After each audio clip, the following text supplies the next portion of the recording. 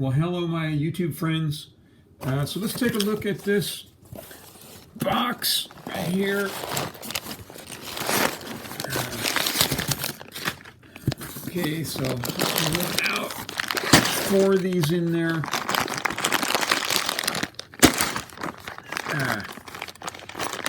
Phoenix ammunition.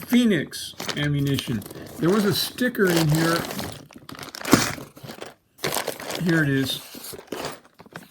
So here's the sticker, and I don't know if it's a tattoo, a fake tattoo, or a sticker, or what it's supposed to be, but it's crosshairs of some sort with the bird in the middle. Okay, you know, so it's not Phoenix ammunition, it's Phoenix. Okay, 230 grain Phoenix expanding point, approximately 850 feet per second. Always depends on the barrel length, right? That sort of thing. So they heard I like them thick. So there you go. They do get thicker than 45,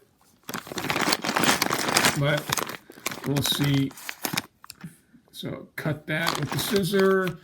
Let's dump a few out.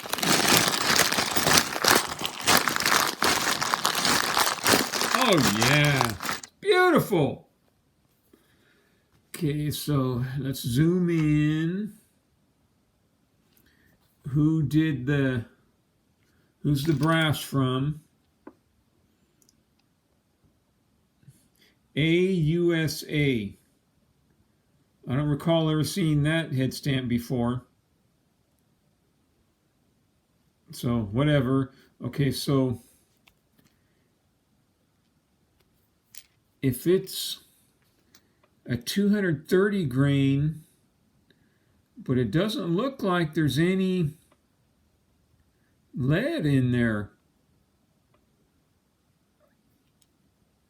right? I mean, and okay, I'm going to embarrass myself right now, right? And I should never reveal how foolish I am. Okay, but I never pretended to be anything that I'm not.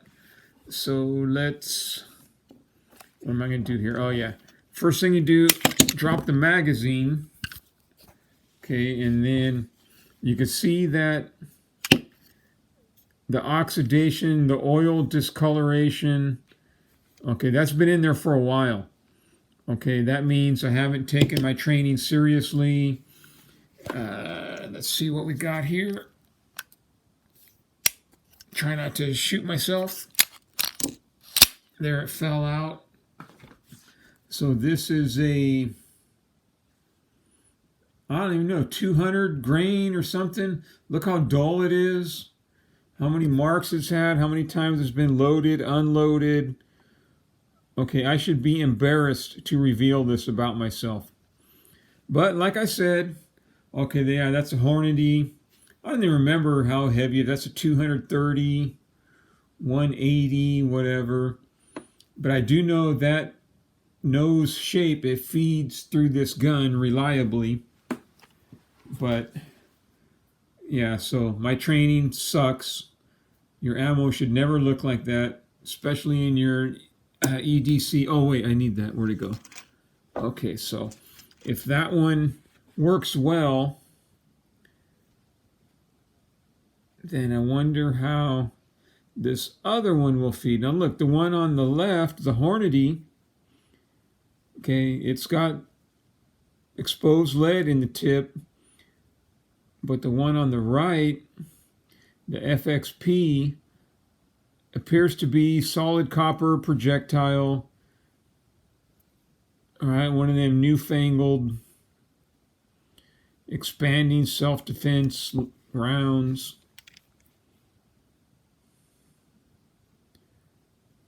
And so I'm going to have to get out to the range and run a couple hundred of these through the gun, make sure they feed reliably, right, before I use any of them, before I carry any of them. And that's why I I always carry condition 1, also known as, see, look at that. That's embarrassing. That's embarrassing. Right? Always carry condition 1, cocked and locked. That way I know I get at least one shot. Right? And then I can clear the jam and get my second shot. Okay. So,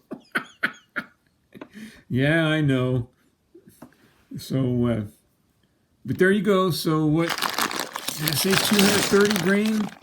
Yeah, 230 grain FXP from PhoenixAmmunition.com or whatever. I haven't fired any yet, but they sure is pretty. They sure is pretty. I didn't even know they were like solid copper. Those solid copper projectiles are more expensive than the lead jacketed projectiles. And they weigh less. That must be a long... I'm going to have to pull one of these bullets, use my bullet puller, and pull one of these bullets. All right, hold on. All right, so here's a box of... What are these? What are these? 200 grain XPB pistol bullet from Barnes. Typical used in 45 Colt. So that's a 200 grain. And I bought these so long ago and I never loaded any of them. All of them are still in there. Let's see how they look.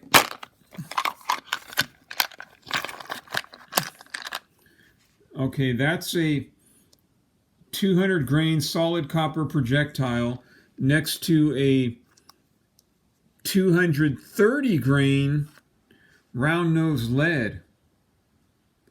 Look at the difference in height between the two. Okay, now I'm going to take this device right here and I'm going to pull one of these bullets. Right, if you've never seen this, I mean, I'm sure there's someone to show you how. Okay, hold on. Okay, so you can see I pulled the bullet. It uses inertia, so you slam it down, but you need a rubbery surface for it to bounce back. Because as it goes down, and then when it bounces back, that's when the inertia works on the bullet and causes it to jump the crimp and come out of the case. So there's the empty case. Brand new case, never been fired. Still has a good primer. Some little bit of powder spilling out. So let's see what comes out.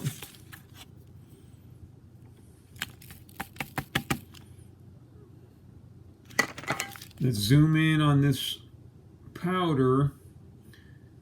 It looks like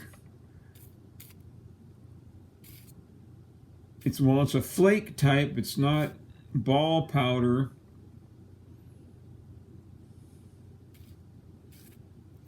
Right, it's not round and it's not as flaky as Unique. So who knows what kind of powder that is? You will never know. Okay, well here's the bullet. Boy, it's not picking up the light. It's not picking up the light. Like the other one, it seems like dark all of a sudden.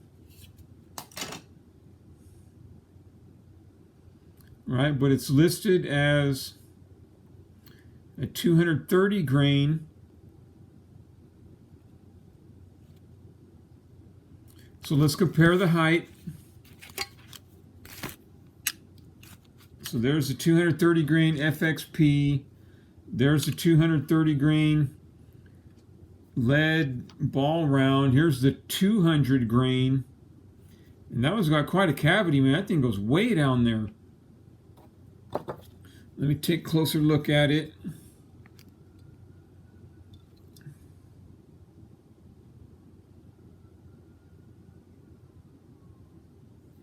And no scoring or no extra weight inside it. Cavity goes pretty deep. I didn't measure it. So it's much taller, even though it's 30 grains lighter. So maybe it's the weight inside those expanding petals. I don't know why that was so dark all of a sudden. It seemed like it was really bright a minute ago. Not sure what I did to the light. See, that one looks really bright right there. Now, how about the one that just fell? But anyway, that's the same one. So these are both 230 grain. One's not appreciably taller than the other. Does not appear to have any lead in it.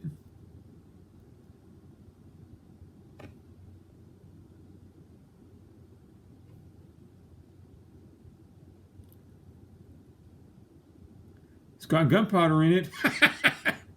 Okay, so yeah, and there's another one. Zoom out. So 200 grain on the left, and the other ones are 230 grain, but almost nothing in the middle. Huge cavity on that one. Expanded. I've never loaded or fired any of these, but I guess I could eventually, whatever, if I wanted to. And they have a crimping groove, a cannular, you know, made for a revolver. This one, it's got a crimping groove also. Not sure if that was caused by the assembly process where it was crimped. Are these crimped? They shouldn't be too crimped because they headspace on the case mouth. So it does not appear to have a crimp, but it does have a crimping groove. Oh, wrong one. It does have a cannular of sorts, and the 230 grain ball does not. All right, my friends, this video is getting long, and I got to edit these together. You folks have a good day.